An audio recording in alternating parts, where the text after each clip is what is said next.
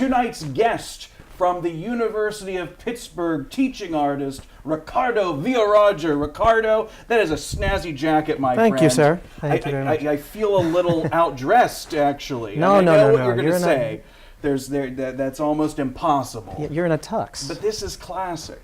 That's Yeah. snazzy. That's stylish. Thank you. That's so what's going on at Pitt these days? you know, we're busy. We're now putting on 5 shows. Wow. So yes, we went from a 4-show season to a 5-show season, including 2 musicals this year. So yeah, we're chugging right along. But we're So what can we look forward to next on the Pitt stages? so coming up next is the 25th annual Putnam County Spelling Bee. Oh yeah, that's a fun one. It's a fun one. So they're in rehearsal right now, and they're going to be opening in February. And then we have 2 more shows coming up. One that I'm directing called Baltimore, and then the other one is Peter and the Starcatcher. Now I haven't heard of Baltimore before. What is that show about? So it's actually a brand new play, and it was commissioned by the Big Ten Theater Consortium.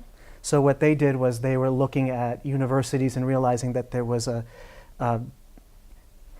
there were not enough roles for the young women, and even when they kept looking for plays, they were not finding good roles for young women, even though the majority of their majors were women.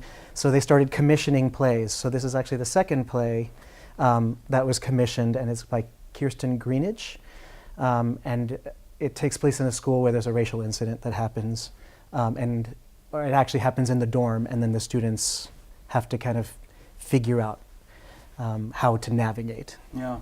I mean, it's very timely, kind of sensitive material to navigate, I imagine. Absolutely. And oddly enough, it ended up happening, something similar happened the day after the election on our floor, on the 16th floor of the cathedral. So somebody actually ended up writing the N-word on our cast list.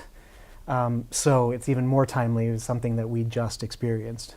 Well, there is great power in art and great power in theater, I think. So, what do you expect the response to a show like this here in Pittsburgh to be in the tense climate that we're finding ourselves in now? Well, what I'm hoping, and what the show tries to advance, is just to start conversations. So we know that these conversations are difficult. We know that they're uncomfortable, and it's learning to be okay with the discomfort, right?